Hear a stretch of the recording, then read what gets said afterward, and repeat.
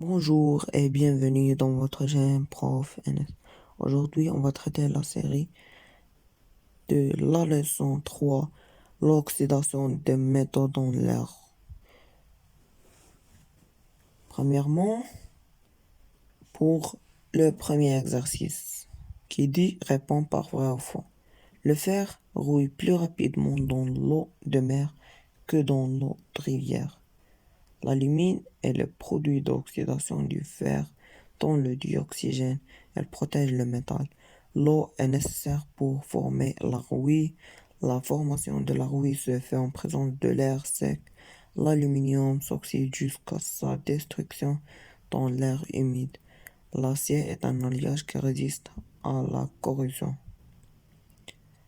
Pour la première, le fer rouille plus rapidement dans l'eau de mer que dans l'eau de rivière, vrai. Pour la deuxième, l'alumine est le produit d'oxydation du fer dont le dioxygène elle protège le métal. Faux. L'alumine est le produit d'oxydation d'aluminium. Pour la troisième, l'eau est nécessaire pour former la rouille. C'est vrai, on a dit que l'eau et l'air sont sont qui, euh, des substances qui sont importants pour former la rouille. Pour la quatrième phrase, on a la formation de la rouille se fait en présence de l'air sec. C'est faux. La formation de la rouille se fait avec l'air humide. C'est-à-dire que il y a nécessité d'avoir l'eau avec l'air. L'air, c'est le dioxygène. Pour l'aluminium s'oxyde jusqu'à sa destruction dans l'air humide. C'est faux.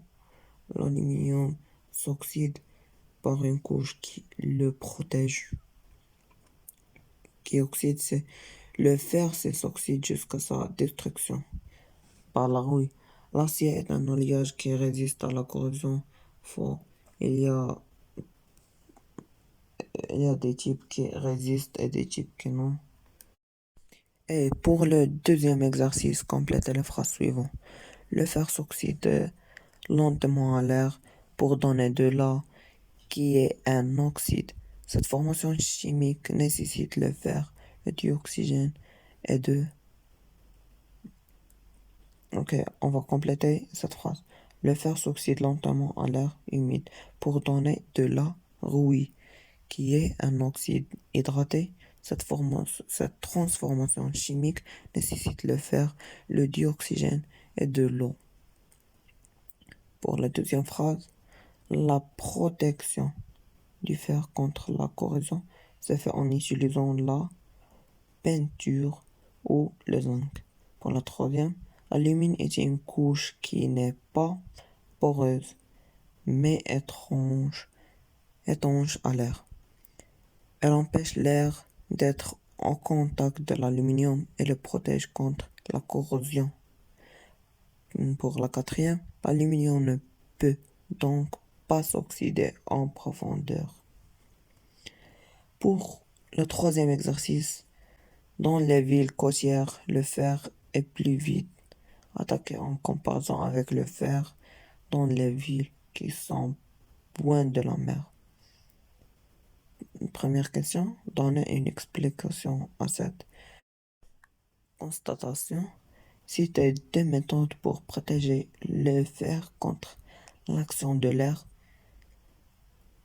La carrosserie de voitures est faite en fer en général. Certains constructeurs d'automobiles utilisent l'aluminium. Expliquez la nécessité de peindre une voiture dont la carrosserie est faite en fer. Pour la quatrième question, citez deux avantages pour construire la carrosserie d'une voiture en aluminium. L'un des alliages de l'aluminium est appelé Alpax avec la composition environ 13% de silicium et 87 d'aluminium. Qu'est-ce qu'un alliage? La carcasse d'une voiture en Alpax pèse 1 tonne. Calculez la masse d'aluminium dans l'objet en kilogrammes. Pour la première question, donnez une explication à cette constatation. L'air en mer de mer contient des particules de sel, chlorure de sodium en suspension. Ces ions chlorure-sel- accélèrent considérablement le processus de corrosion du fer en facilitant la conduction électrolytique et en déstabilisant la couche d'oxyde superficielle. Citer deux méthodes pour protéger le fer contre l'action de l'air. On a la première méthode, c'est la peinture, revêtement isolant, et la galvanisation ou le recouvrement avec une couche de zinc. Pour la deuxième partie et la troisième question, on a expliqué la nécessité de peindre une voiture dont la carrosserie est faite en fer. La peinture forme une barrière étanche qui isole le fer du dioxygène et de l'humidité de l'air, empêchant ainsi la réaction d'oxydation qui conduisent à la formation de rouille. Pour la quatrième question, citer des avantages pour construire la carrosserie d'une voiture en aluminium. L'aluminium est plus léger que le fer, ce qui améliore l'efficacité énergétique du véhicule. L'aluminium forme naturellement une couche protectrice d'aluminium qui le rend très résistant à la corrosion. Et pour la cinquième question, qu'est-ce qu'un alliage? Un alliage est un matériau métallique composé d'un métal de base. Et si on a l'aluminium mélangé à plusieurs autres éléments métalliques pour améliorer ses propriétés mécaniques ou chimiques. C'est-à-dire, on a un alliage est un mélange de métaux en général. Pour la sixième question, la carcasse d'une voiture en alpax pèse 1 tonne. Calcule la masse d'aluminium dans l'objet en kilogrammes. On a la masse totale de la voiture est égale à 1 tonne, c'est-à-dire 1000 kg. Et on a le pourcentage d'aluminium est égal à 87%. On applique cette relation qui a 1 tonne implique 100%, X implique 87%, alors X est égal à 87 fois 1000 sur 100. العلاقة الثلاثية. Donc la masse d'aluminium est M est égal à 1000 fois 0,87 est égal à 860 kg. Pour le quatrième exercice, pour déterminer la constitution de l'air qui provoque dans l'oxydation du fer, on réalise les deux expériences schématisées au-dessous. On voit ces expériences dans notre cours.